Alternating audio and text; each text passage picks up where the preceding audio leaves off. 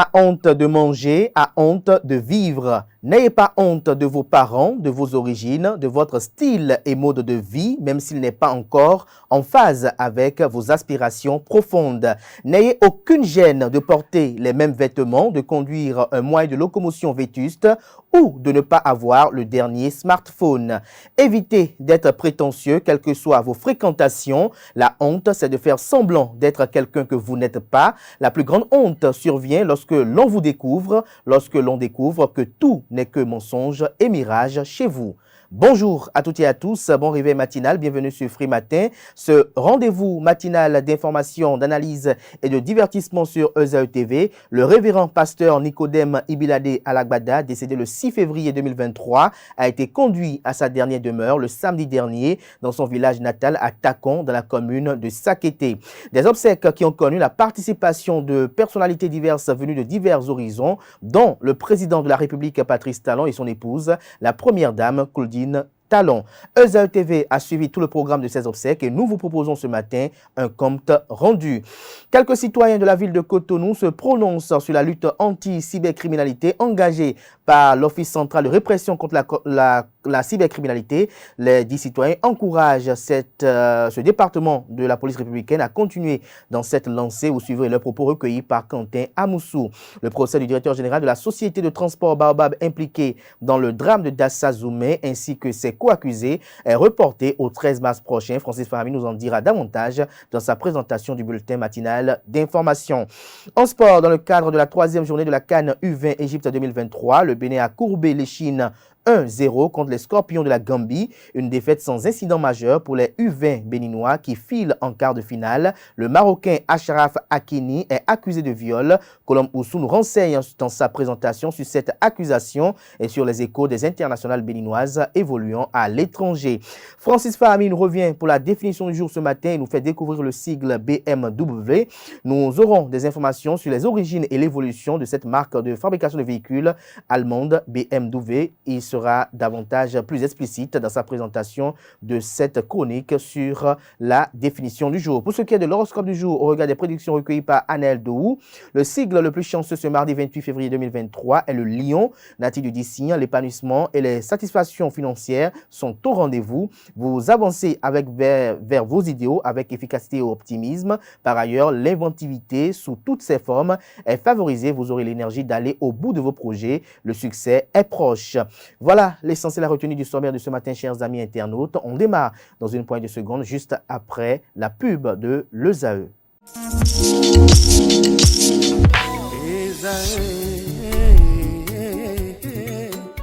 Bonne nouvelle pour la rentrée académique 2022-2023, l'École supérieure d'administration, d'économie, de journalisme et des métiers de l'audiovisuel ESAE vous ouvre les portes de ses différents sites. À Gbedjomende, à Bomé-Calavi, à Kwakpa et même à Parakou, l'université ESAE vous offre des bons d'études et des demi-bourses dans toutes ses filières en licence 1, 2 et 3. Et pour les 100 premières inscriptions en master 1 et 2, bénéficiez des demi-bourses. Nouveau bachelier, vous avez au moins la mention assez bien, inscrivez-vous vite à ESAE et bénéficiez d'un bon de 50 000 francs CFA. Étudiants, étudiantes et nouveaux bacheliers, payez 200 000 francs CFA en sciences de gestion, sciences économiques, sciences juridiques et en administration des affaires en licence 1, 2 et 3 et 500 000 francs CFA en master 1 et 2, 250 000 francs CFA en administration générale, administration des finances, journalisme et métiers de l'audiovisuel en licence 1, 2 et 3 et 600 000 francs CFA en master 1 et 2. Alors, inscrivez-vous vite et profitez des offres exceptionnelles mais également d'un enseignement de qualité à l'université d'excellence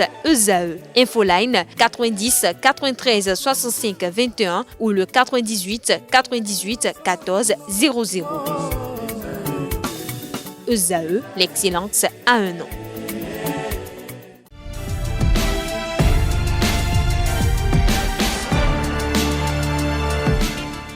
Bonjour à nouveau, chers amis internautes. Le quotidien béninois d'information générale et d'analyse L'informateur propose ce matin en manchette, Assemblée nationale, Louis Béounou Vlavonou forme son cabinet, l'ancien directeur de cabinet reconduit, André Dossa à la tête de la direction de la communication, Innocentia Aladagbe, attaché de presse.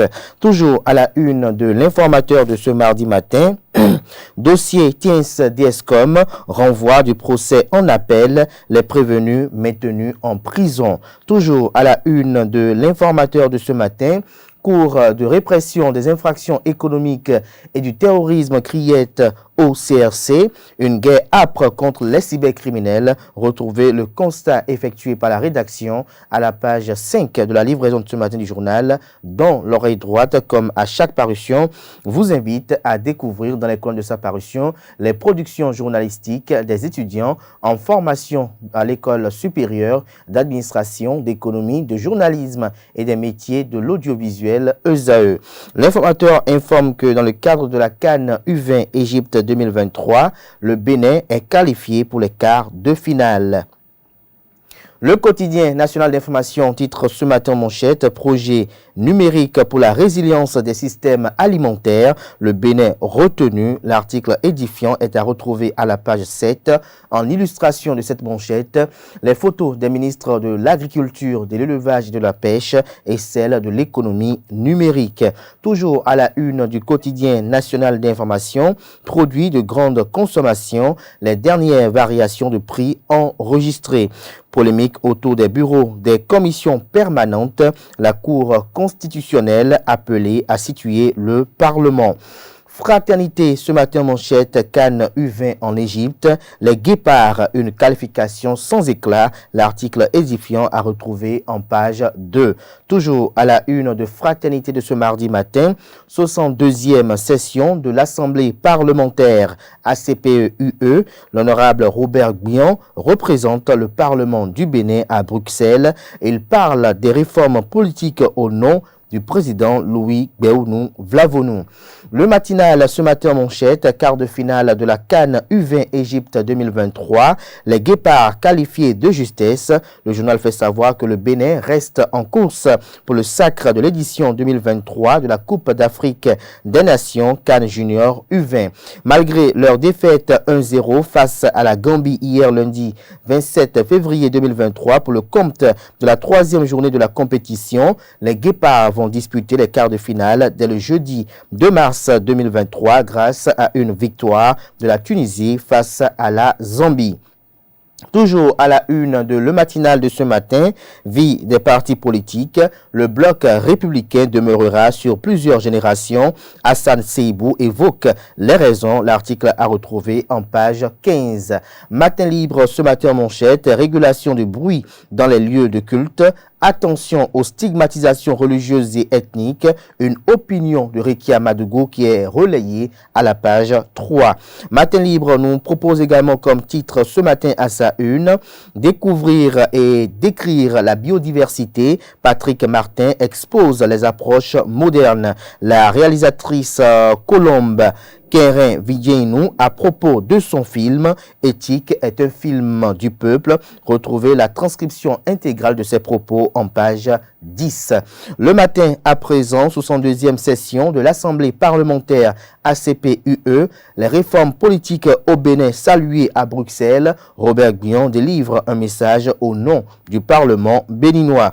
Toujours à la une de Le Matin de ce matin, CAN U20 Égypte 2023, le Bénin affronte le Sénégal en quart de finale. Toujours à la une du même journal ce matin, commet une femme mariée surprise en plein adultère. Le récit des faits est retranscrit dans les colonnes de la parution de ce matin du journal. Retour de Joseph Djagbenou au barreau. Que cache cette manœuvre, s'interroge le confrère de Le Béninois Libéré. Toujours à la une de Le Béninois Libéré de ce matin, caméo Shell, des plaintes toujours enregistrées à la Cour de répression des infractions économiques et du terrorisme criette. Les responsables narguent Patrice Talon. Salon. Toujours à la une du même journal ce matin, Assemblée nationale, Louis Vlavonou, président de l'institution parlementaire du Bénin, renouvelle les membres de son cabinet. Il a fait la promotion des jeunes, déduit le confrère. D'Abaro, ce matin, manchette, augmentation du prix de la baguette de pain à Parakou. Le pain cédé à 112 francs CFA, voire 115 francs CFA chez les boulangers au lieu de 90 francs CFA, déplore le confrère. Les revendeurs, véritables perdants, le consommateur achète du vide. Il fait savoir noir sur blanc que depuis quelques jours, des boulangers ont de façon unilatérale décidé de l'augmentation du prix de la baguette de pain de 160 grammes au Bénin. Une augmentation qui est en défaveur des revendeurs qui sont en réalité les véritables perdants. Face à cette situation, la ministre de l'Industrie et du Commerce, Alimatou Assouma, a réagi, retrouvé son communiqué rendu public à l'occasion à la page 3. Dabarou propose également comme titre ce matin à ses lecteurs Conseil communal des enfants de Niki, le maire et ses adjoints installés dans leurs fonctions. Toujours à la une de Dabarou de ce mardi matin, Bénin, Richard Boni Ouourou fait don de matériel à la radio Cristal News. Le Focus titre ce matin à sa une André Dossa, le journaliste de Canal 3 Bénin, nommé nouveau DSIC de l'Assemblée nationale. Toujours à la une du même journal ce matin, supposée gestion de la contravention pour l'excès de vitesse, la police républicaine n'est guère incriminée. L'auteur de l'article n'a guère le monopole de la parole. Le grand jury ce matin à sa une, Bénin, Assemblée nationale, André Dossa nommé directeur des services de l'information et de la communication du Parlement. Retrouvez ses nouvelles attributions à la page 10 de la parution de ce matin du journal. À présent, le quotidien La Couronne Info, après sa réélection pour le perchoir de l'Assemblée nationale, le président Louis Béounou Vlavonou met en place son cabinet. André Dossa à la direction des services de l'information et de la communication. Retrouvez l'article en page 3. Nous passons à présent au quotidien La Cime de l'info. Pour avoir escroqué sa copine, un jeune homme est condamné à 7 ans de prison. Assemblée nationale, André Dossa, le nouveau DSIC de l'institution parlementaire. Toujours à la une du même journal ce matin, nomination d'un Rwandais à la tête de l'ANIP. Maître Ferdinand Lawson réagit et recadre le départ. Pour lui, c'est un faux problème car les Béninois sont aussi promus à l'extérieur. Ce sera tout pour la présentation de quelques titres apparus ce jour de la presse locale. Les quotidiens sont disponibles dans les kiosques, également accessibles en ligne pour ceux d'entre eux disposant d'un site internet. Pour vous qui n'êtes pas sur le territoire national béninois, place à présent au bulletin matinal d'information qui vous est présenté ce matin, comme je l'annonçais tantôt, par Francis Fahami.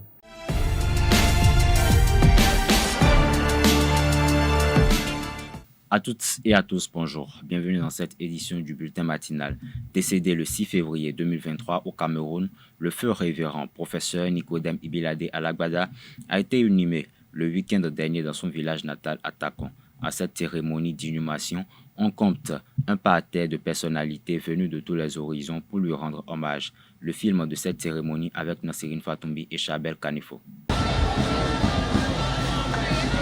Ici repose désormais Nicodème Ibilade Alagbada, ancien président de l'EPMB. Étonnement et émoi, tristesse et douleur. L'atmosphère était lourde ce samedi 25 février 2023 au moment de conduire l'illustre disparu dans sa dernière demeure.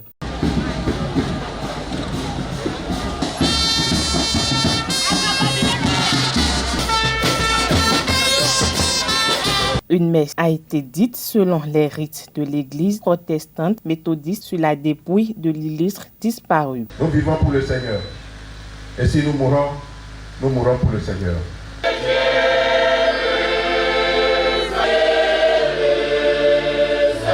Homme de Dieu, il était père de famille, il était aujourd'hui, il s'en va, laissant sa femme et ses enfants dans le vide. Dimanche le 5 février 2023, nous avions été informés de ton léger malaise dans la matinée.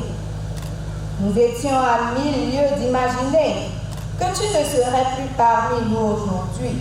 La journée même, les appels venaient de partout. Le lendemain et les jours suivants, ce fut des invités à la maison.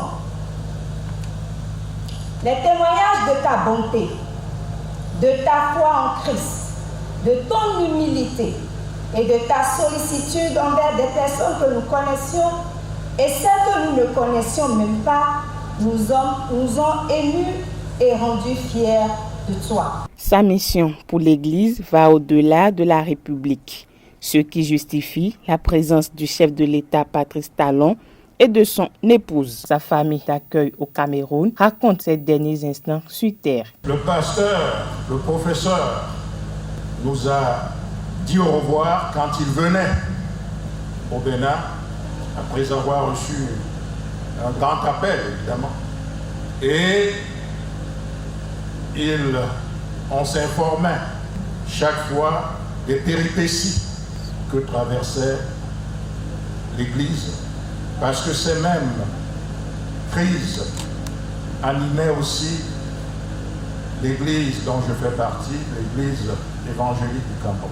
Natif de Takon dans le sud-est du Bénin, le développement socio-économique de cet arrondissement de la commune de Sakété lui tenait à cœur. À ce titre, il présidait jusqu'à son décès l'association des cadres et leaders de l'arrondissement de Takon, entendez CLAT. Il fallait y être parce que le président Lagwada, c'est une icône en matière de développement. Et c'est la raison de notre présence ici ce soir. Et on dit, et à bon vin, point d'enseigne, vous constatez que Alagbada est une grande personnalité. Et ce qui témoigne donc de la foule immense que vous voyez ici ce soir. C'est un grand homme dont nous regrettons la disparition. Il a laissé un très grand vide au niveau non seulement de CLAT, de l'arrondissement de Takon, au niveau de toute la nation entière et au niveau du monde entier. Deux veillées sont organisées simultanément au domicile du défunt à Semekpodi et à Takon, son village natal, pour implorer la miséricorde et la bénédiction sur son âme. Dans un autre registre, ce matin, le directeur général de la société de transport Baobab et ses co-accusés retournent devant le tribunal. Le procès prévu pour s'ouvrir hier 27 février n'a pas eu lieu. Il est reporté au 13 mars prochain. Ce report, selon les sources du média 24 heures au Bénin, s'explique par la session criminelle du tribunal de première instance de deuxième classe de Savalou. À titre de rappel, le directeur général de Baobab et ses co-accusés sont poursuivis pour homicide involontaire après le tram survenu à Dassa. Dans la même veine, une moto a heurté un véhicule ce lundi 27 février 2023 sur l'axe Savalou-Gouka dans le département des Collines. Le bilan de l'accident est de 2 morts et 1 blessé. Selon les informations, les 3 passagers revenaient d'une visite à la morgue où se trouvait le corps d'un des parents défunts après l'accident, lorsque l'accident est survenu plus tôt. La moto aurait percuté un véhicule. L'Office central de répression de la cybercriminalité, OCRC, traque sans cesse depuis quelques semaines déjà les présumés cybercriminels sur toute l'étendue du territoire national. Les citoyens béninois nous livrent leurs impressions sur cette lutte et encouragent l'OCRC à continuer sur cette lancée. Ils sont au micro de Quentin Amousso et Edouard Ipé. Un pays doit lutter contre les délinquants. Ces cybercriminels-là, c'est des délinquants. C'est des délinquants. Bon, j'ai appris, la semaine passée, ils ont arrêté 58. Et 52, plus précisément, ont été déposés en prison. Il y a d'autres, les enquêtes sont en cours. Non, les gens disent que c'est à cause du chômage qu'il faut être gaiman. Il y a d'autres, eux, ils n'ont pas de travail, c'est leur travail ça. Être gaiman, arnaquer les gens. Est-ce qu'on mettra ça sur le manque d'emploi? Je ne sais pas, mais ça peut être aussi une excuse. Mais par contre, il faut que la police ou le gouvernement pense à développer un peu plus côté travail pour que ces jeunes-là puissent avoir de quoi faire. En même temps, il y a des jeunes qui sont paresseux, ils n'ont pas envie, ils veulent la vie facile, mais la vie n'est pas facile. Même s'ils n'ont pas de boulot, ils n'ont qu'à se débrouiller, se chercher. Il y a des gens qui sont dans la même situation qu'eux, mais ils s'efforcent à faire quelque chose pour subvenir à leurs besoins. Pas en restant là, en escroquant les gens. D'abord, la cybercriminalité, ça ne donne pas une bonne image de notre pays en quelque sorte.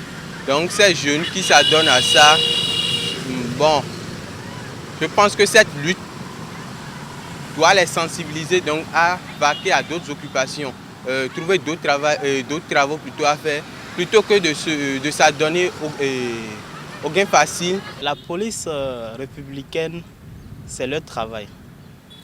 Et traquer ces gens de crimes moi je pense que c'est une bonne chose, puisqu'ils ont le droit de veiller sur les biens des citoyens. Même s'il y a des gens qui détournent des milliards plus grands que les cybercriminels, ce n'est pas pour une raison, pour être un gaiman et anarquer les gens, soit disant que non, ils se débrouillent. Il y en a même qui disent que c'est les cerveaux. Non, si c'est ça, tout le monde peut faire ce qu'ils font là. Moi, je pense qu'ils doivent se reconvertir et non, pour être gaiman, ce n'est pas une fierté. Parce que vous détournez les gens. Hein? Ce n'est pas l'argent, c'est l'argent illicite. Quel que soit, on doit opiner, on ne peut pas rester comme ça pour dire. Tant qu'on vous arrête, si on ne vous arrête pas, bon, vous avez la chance. Mais on vous arrête, on va vous appliquer la loi. Ce n'est pas tout le monde qui fait ça. Même si tu n'as pas de travail, tu n'es pas obligé d'être un gaiman pour vivre. Ces jeunes dites cybercriminels, s'il ne faut pas aussi chercher d'autres voies et moyens pour pouvoir les éduquer, les orienter vers l'entrepreneuriat, parce que la plupart de ceux qui sont dans ce secteur de cybercriminels sont des étudiants. Ils n'ont pas d'emploi après leur formation, à des coûts de millions, ils n'ont pas d'emploi. Et bon, ils sont obligés de se fier dans ce secteur-là. Donc il faudrait que le gouvernement aussi les rééduque. 1, 2, les oriente vers l'entrepreneuriat. Il y a des structures aujourd'hui qui accompagnent la jeunesse à travers la FNDA-GSL. Il faudrait que ces structures-là accompagnent ces jeunes afin qu'ils oublient l'ANAC, parce que ça ne fait pas honneur à notre pays. J'aimerais leur dire d'éviter de voler. Si ce thème-là je peux l'employer ainsi. Parce que voler quelqu'un, c'est pas bien. C'est pas bien du tout.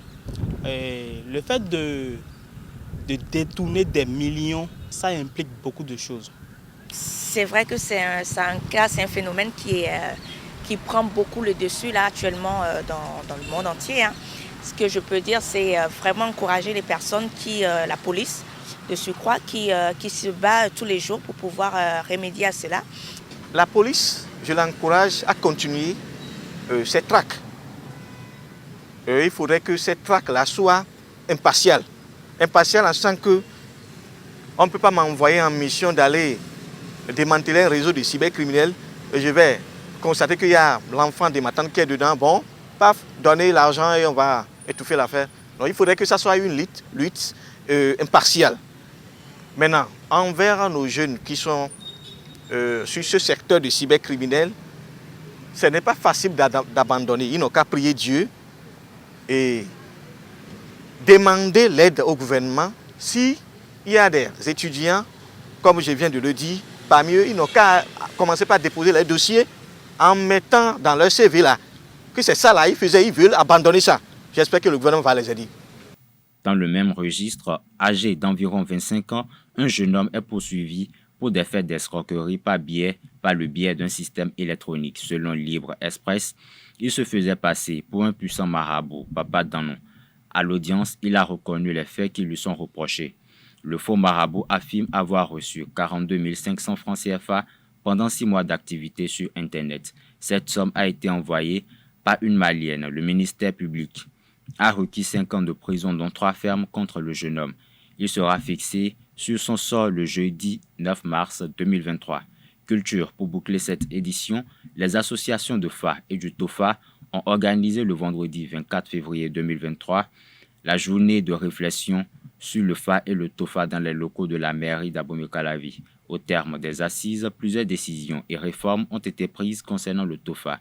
À ce propos, je vous invite à suivre le professeur David Kofi Aza qui énumère les différentes décisions et réformes. Il est au micro de Anel Dohou. Les conclusions issues de cette journée sont multiples, mais déjà la coordination de Bénin TOFA a été maintenue et je reste à la coordination en tant que coordonnateur de Bénin TOFA. Et nous avons mis en place une commission des finances et cette commission-là va se charger de réfléchir et d'élaborer une politique et une stratégie de financement du TOFA désormais. Nous avons également étoffé les autres commissions. On a aussi mis en place une commission de la liturgie du FA qui se chargera de rédiger la liturgie du FA afin que nous puissions commencer dès la fin de cette année un pèlerinage sur le FA.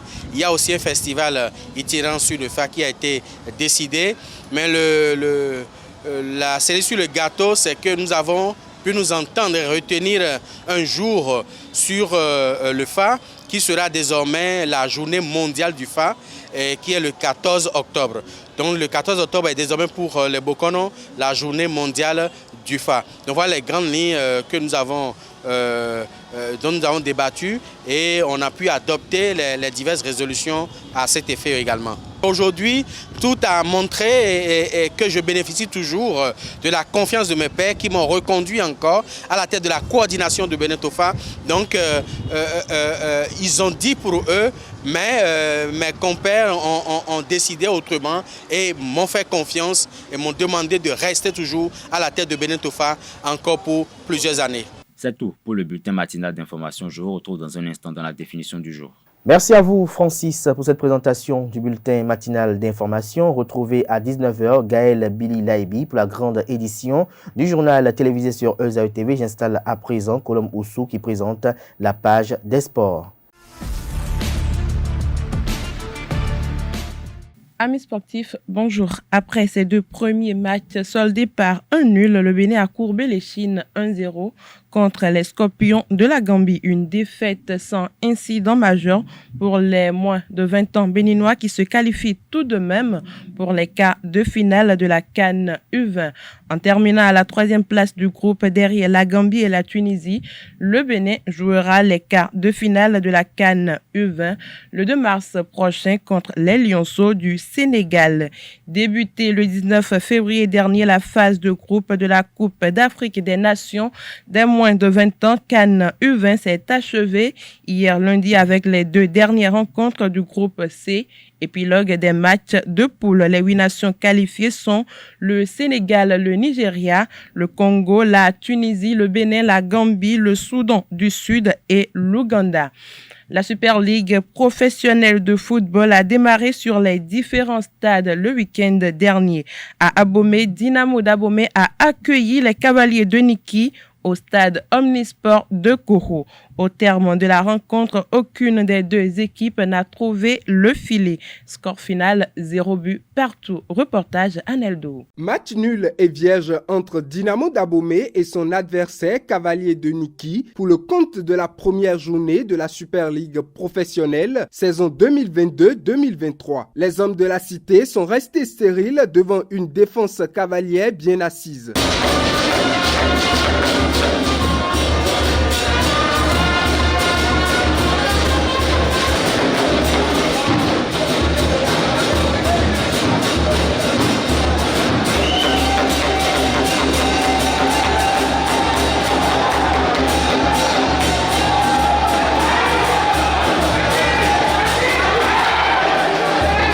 De l'autre côté, les Cavaliers de Niki sont restés dangereux, mais ont manqué de précision.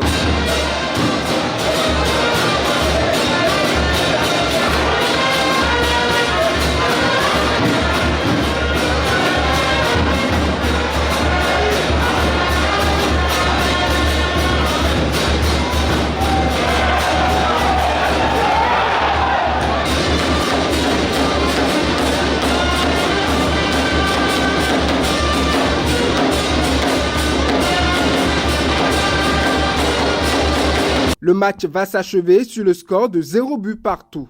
Chaque match avec ses vérités. Donc j'ai abordé ce match avec mes valeurs, avec ce que j'ai. J'aborderai le prochain match avec mes atouts, avec les valeurs que j'aurai. Je crois que c'est sans pression. Qui va loin ménage sa monture. Et la monture va se faire de manière très douce. Je vois en fait le contenu de ce que mes garçons ont apporté aujourd'hui. La maladresse ce soir, on ne l'a jamais fait. On aurait pu scorer sur le penalty. on partirait avec 3 points. Donc moi je prends ce qui est positif, tout en gardant à l'idée que les ratés qu'il y a au cours du match doivent être corrigés au plus vite pour aborder le prochain. Dynamo d'Abomey, dont l'objectif est d'être champion, reste confiant pour la suite. Pareil pour les Cavaliers de Niki. Coton Football Club, champion en titre du Bénin, est tombé d'entrée sur le terrain d'Asvo à Adjoun, 0 but contre 1. Jean-Marie Guéra a inscrit l'unique but sur un pénalty à polémique en seconde période. Victor Vunka, entraîneur des cotonniers, et son homologue d'Asvo ont analysé le match au cours de sifflet final. Écoutez, je pense que le match était fermé en première mi-temps. Il n'y a pas eu beaucoup de situations ni pour eux ni pour nous. En deuxième mi-temps, on ne peut pas dire qu'on ait fait une grande deuxième mi-temps. Je pense que je n'ai pas vu les images, donc je ne vais pas faire une réclamation sur le penalty, s'il y a penalty ou pas. Mais je pense que s'il n'y a pas ce fait de jeu, peut-être que ça se termine sur un 0-0. Donc c'était un match pour nous de reprise. Ça a été compliqué. On n'a pas été à la hauteur. Je pense qu'on n'a pas reproduit le football qu'on était capable de faire. Et donc, quand tu perds un 0 comme ça, tu as du mal à revenir au score. Vous avez vu, il y a quand même pas mal de petits pépins dans notre équipe. On n'a pas pu aligner complètement l'équipe qui a peut-être fini la fin de saison. Il nous a manqué pas mal de joueurs. Maintenant, ce n'est pas une excuse puisque on a un effectif pour essayer naturellement de combler ces blessures ou ces suspensions. Donc on n'a pas répondu présent aujourd'hui. C'est le moment de féliciter les garçons. Nous avons travaillé pour gagner et on a gagné ce soir. Une très belle équipe de Coton FC. Je pense que c'est l'équipe championne en titre et ça compte beaucoup pour la suite. Je pense que nous allons continuer sur la même lancée. C'est vrai qu'il y a eu quelques erreurs aujourd'hui que nous allons essayer de corriger pour la suite. Et c'est le travail qui compte, il faut qu'on travaille davantage. Buffle FC du Borgou, le vice-champion, a été également chuté sur les installations du promu Banigansé, 0 but contre 1. L'Autopopo a réalisé une belle opération en allant s'imposer face à Damissa, 2-0 à Parakou. AS Takounais a étrié Dadje FC 3-0 à Kandi. La Fédération béninoise de tennis de table a organisé le samedi dernier à Cotonou la 2e édition du tournoi Adolphe Amondi réservé aux moins de 21 ans. Stacy Amondi chez les filles et Amir Adou au niveau des garçons ont été sacrés champions. Le reportage est signé Aneldo. La 2e édition du tournoi de tennis de table Adolphe Amondi s'est tenue le samedi 25 février 2023 à la Maison des médias de l'Unafrica à Cotonou. La finale au niveau des filles a opposé Ankilat Gafaro à Stacy Amondi. Elle a tourné à l'avantage de Stacy Amondi 3-7 à 0. Je suis heureuse parce que j'ai gagné, mais ça me reste encore beaucoup des atouts. Mais ça veut dire que je dois m'améliorer. Je coupais bien mes balles et si je coupe, elles n'arrivent pas à attaquer ou bien à envoyer. C'est pour ça que je l'ai battu si facilement.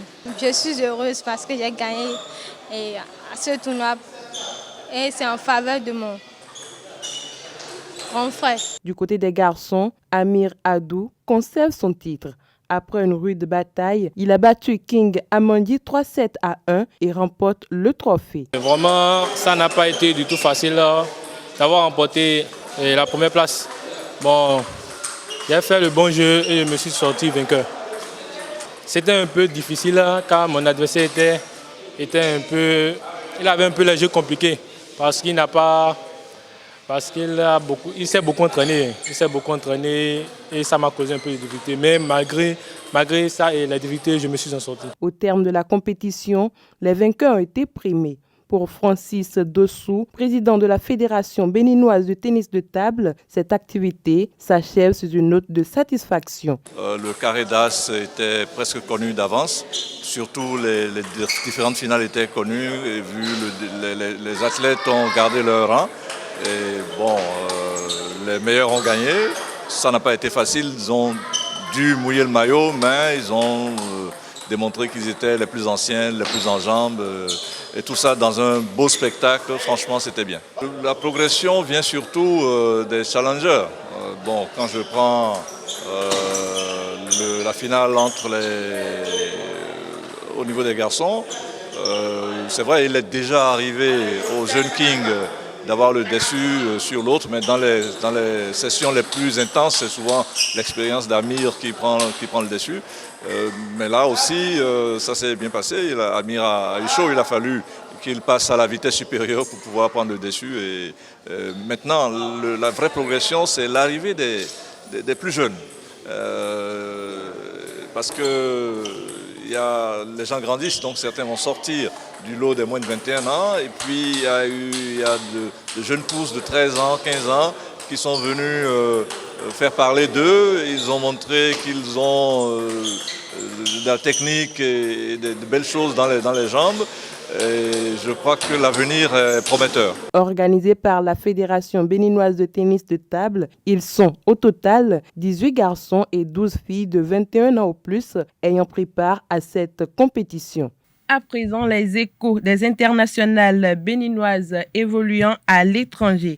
Iser allié Auvergne de Aude Bédissi s'est incliné dans le derby auvergnat le samedi dernier pour le compte de la 14e journée de la D2 féminine française. Alors qu'elle menait par 2-0 devant le Clermont Foot féminin, les Iseriennes ont été renversées 3-2.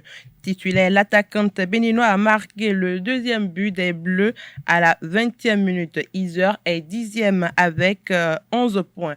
Le club Raja Ain Arunda de Yolande Yami a battu la US FAS dans le cadre de la 16e journée de la D1 féminine marocaine. Les Roses se sont imposées par 2-0 grâce au doublé de l'internationale béninoise à la 80e et 86e minute.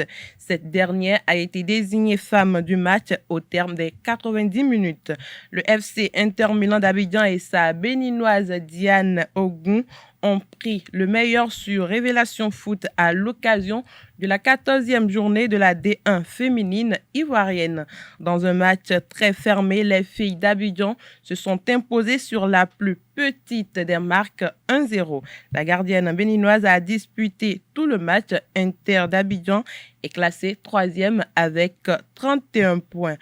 Pour finir, à peine un équilibre sportif retrouvé que le Paris Saint-Germain se retrouve de nouveau dans la tourmente. Après un début de mois contrasté par de nombreux revers sur le plan sportif, le club de la capitale a retrouvé de l'élan le dimanche dernier après avoir battu Marseille. Une joie de courte durée a priori avec ce nouveau scandale qui vient d'éclater au grand jour. D'après les informations relayées par le journal parisien, une jeune femme de 23 ans a émis le souhait de faire une déclaration de viol à l'égard d'Ashraf Hakimi au commissariat de Nogent-sur-Marne. Toutefois, la jeune femme n'a pas voulu porter plainte contre le joueur. L'histoire remonte au 16 janvier dernier où la présumée victime aurait eu des échanges avec le latéral droit du PSG sur Instagram. Résidente à Fontenay-sous-Bois, toujours dans le même département, elle a été invitée par le Marocain à son domicile à Boulogne-Billancourt dans la nuit du samedi 25 février. Une invitation qui aurait dérapé d'après les propos de la jeune femme, rapporte Le Parisien. Hakimi aurait eu des gestes très intimes à son égard. Le jeune du PSG l'aurait embrassé sur la bouche, mais également sur la poitrine, tout en lui soulevant les vêtements. La principale concernée aurait repoussé ses approches. Le journal évoque des attouchements au niveau des parties génitales de la présumée victime. La jeune femme aurait par la suite repoussé l'ancien joueur de l'Inter Milan à l'aide de son pied. Elle aurait prévenu une amie par SMS qui est passée la chercher par la suite. Une affaire qui risque de soulever une violente tempête médiatique dans les jours à venir. Mis au courant, le parquet de Créteil s'est immédiatement saisi de l'affaire avant sa prise en charge par le parquet de Nanterre. C'est tout pour la page des sports de ce matin. Merci pour votre attention. Merci à vous, Colombe Oussou. On retrouve demain pour le même exercice à Neldo. Si tout va bien, bien évidemment, je réinstalle à nouveau Francis Fahmi qui nous revient pour la rubrique définition du jour.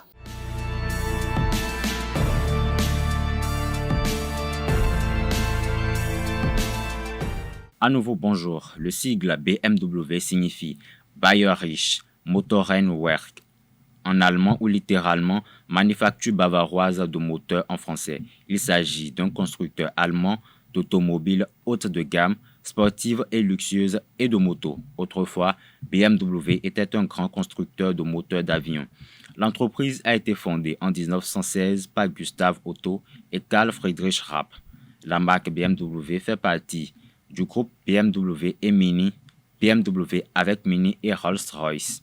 Le siège social et le musée de BMW sont situés à Munich, en Allemagne. En 2018, BMW a vendu 2 125 026 véhicules automobiles et 123 495 € entendez BMW Motorrad. Il existe 3 implantations du groupe en France, à Saint-Quentin, en Yvelines, Strasbourg et Miramas. BMW Amérique du Nord importe en série limitée des versions Alpina de modèle BMW. Certaines reçoivent leur finition avec Alpina à Buchloe en Bavière. Les autres sont entièrement fabriquées dans les usines de BMW. C'est tout pour la définition de ce matin. Merci et à la prochaine. Merci Francis Fahmi, une fois de bon. Chers amis internautes, on installe à présent le chroniqueur de la rubrique Horoscope, Aneldo, qui s'installe à l'instant.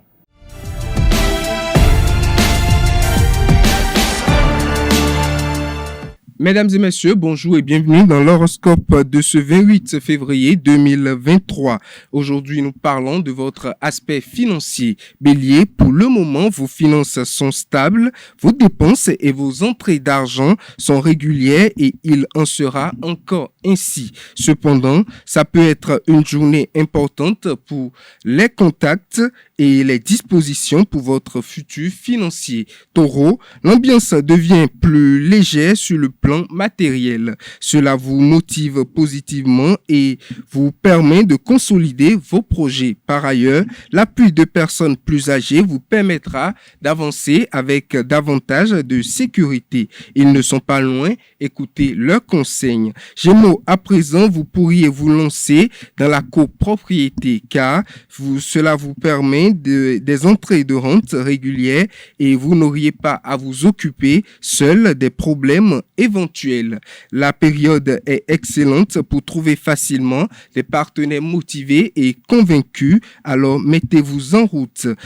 Cancer, à présent, votre goût de la réussite prend le pas et vous déployez tous vos talents pour vous ouvrir les bonnes portes pour vos projets d'enrichissement. Il se peut que vous changiez d'activité ou d'employeur avec la possibilité de doubler au moins vos revenus ou vos commission. Lion, à présent, l'épanouissement et les satisfactions financières sont au rendez-vous. Vous avancez vers vos idéaux avec efficacité et optimisme. Par ailleurs, l'inventivité sous toutes ses formes est favorisée. Vous avez l'énergie d'aller au bout de vos projets. Le succès est proche. Vierge, à présent, si ces derniers temps vous aviez des problèmes pour honorer vos factures, les astres vous apportent des solutions. Une personne vous doit de l'argent, elle vous le rendra. Tous les entrées et les soucis financiers ne seront que de vieux souvenirs.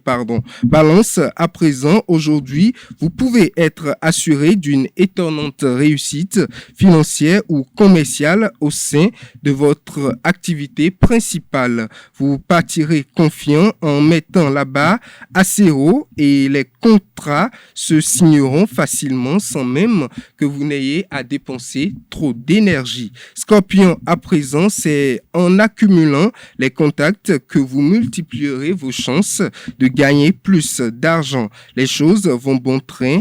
Vous faites des plans pour la comète et vous avez raison puisque ça fonctionne plutôt bien. Votre budget va bien. Sagittaire, vous pouvez vous lancer dans les projets qui vous vous pouvez vous lancer, dans les projets qui vous tenaient le plus à cœur, car vos finances sont au beau fixe. C'est le moment ou jamais de le faire.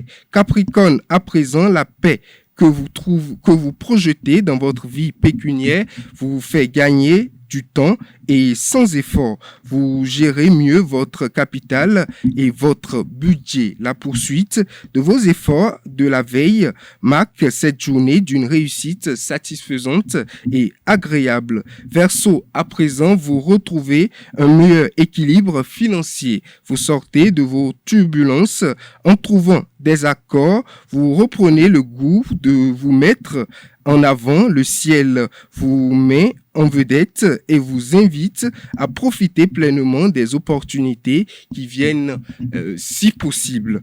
Poisson, pour finir, vos méthodes sont critiquées par vos partenaires parce qu'il n'y a pas grand-chose à vous mettre sous la dent pour le moment. Même si vous n'êtes rien pour le moment, il faudra vous justifier auprès de ceux qui vous payent. Mesdames et messieurs, c'est tout pour l'horoscope de ce jour. Et voilà qui met un terme à Free Matin ce matin. Merci à tout un chacun pour l'attention. Merci également pour la fidélité accordée à ce programme télé sur ESAE TV. Portez-vous bien. On se retrouve demain mercredi par la grâce et la volonté divine. Plaise au ciel.